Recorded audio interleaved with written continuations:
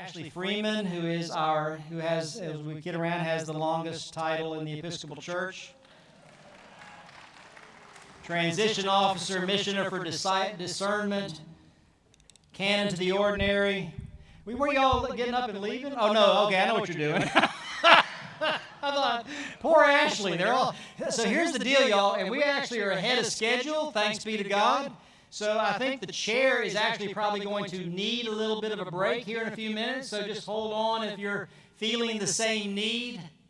We will probably take a break before we welcome Lisa and Tricia for our plenary session. Ashley, it's all yours. Thank you. If the deans would please make their way over to the mic, that would be fantastic. And Randy Sellers, if you'd make your way up here with the group if you haven't already. So, as the bishop told you, Mr. President, I present my report in writing and with these comments.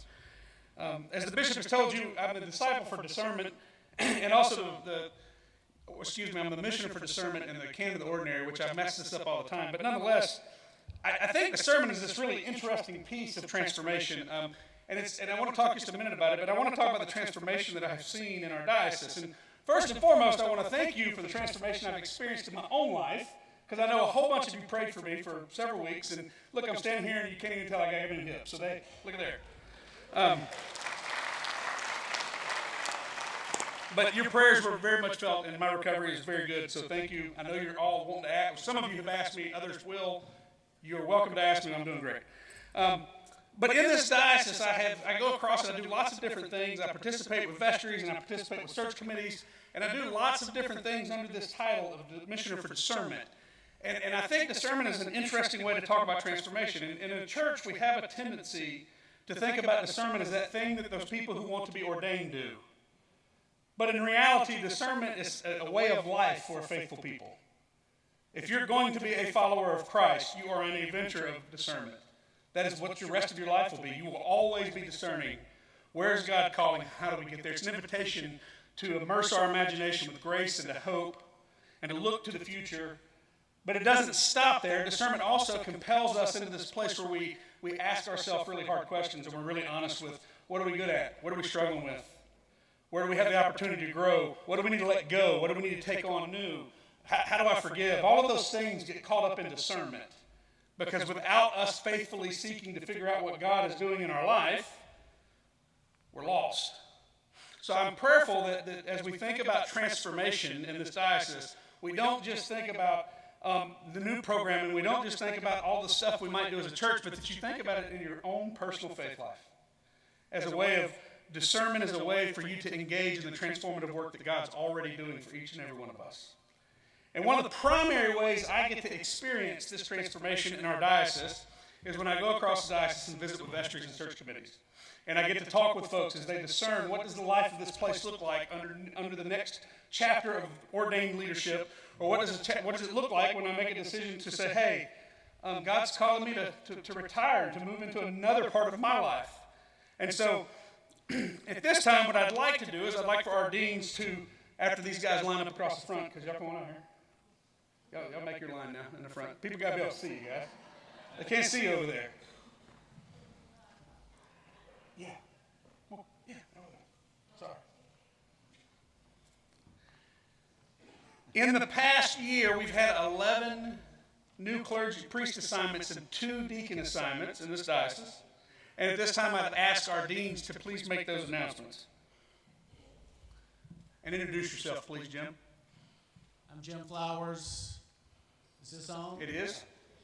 I'm Jim Flowers. I'm rector of All Saints Episcopal Church in Mobile, Alabama, and dean of the first convocation, the convocation number 1. So we have several changes that are taking place in our convocation. Brad Clark, the Reverend Brad Clark, is now curate at St. Paul's Mobile. The Reverend Johnny Cook, on the heels of the Reverend John Riggins' retirement, is now interim rector at St. Paul's Mobile. The Reverend Ken Cumby, a journeyman par excellence, is priest in charge at Good Shepherd Church in Mobile. And then Mary Jane Ledgerwood, who is the rector of Trinity Mobile, is retiring this spring. So those are the changes occurring in our convocation. Are any of those guys here right now? Well, it's okay. I know Brad had a pastoral emergency. Johnny Cook had COVID, and Mary Jane's actually in the back. So, Mary Jane, please stand up and be recognized. Well, she started her retirement early, guys. She doesn't have to stand up. Oh, there you go. Thank you. I'm Fact Dyson. I'm the Dean of Convocation 2, which are all the congregations in Baldwin County. And we have a new clergy person here in our diocese, or our convocation, David Chattel at St. Paul's Chapel, Magnolia Springs.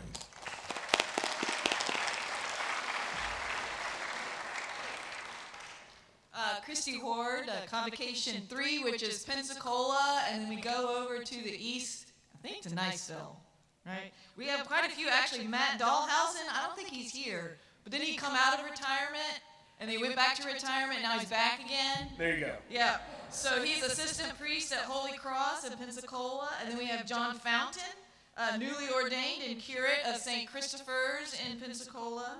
Rachel Iverson, who is now appointed deacon of St. Monica's in Cantonment, and Deborah Knight Epps, appointed deacon of St. Cyprian's, newly ordained as well.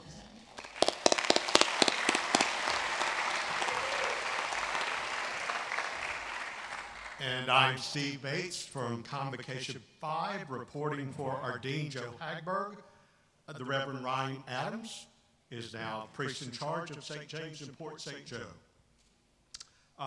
Justin Boyd, there he is vicar at St. Thomas Laguna Beach and rector of Grace, Panama City Beach.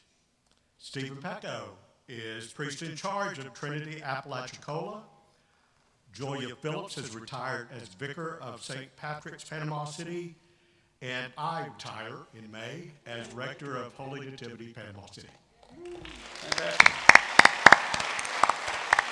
And our Linda Suzanne could not be here with us today, but in Convocation 4, we had a few changes as well in the past year. The Reverend Ken Whitespunner was upgraded from priest in charge to rector at St. John's in Monroeville, and his lovely bride and wonderful companion in ministry, Carrie Wright, she is currently serving as priest in charge at St. Stephen's in Bruton. So as you look at all of these folks assembled, I want you to really think about all of the prayer, the discernment, and the time that goes into figuring out where God is calling you and figuring out how God is calling you. And I want you to think about the fact that as you look at this group of people, what new ideas, what new energy, where is God moving in the lives of these folks, and how is this transformation taking place in their lives and the lives of this diocese? And I think as we do that and as we participate in that together, we will realize that transformation is indeed underway and that we are indeed part of it. Thank you.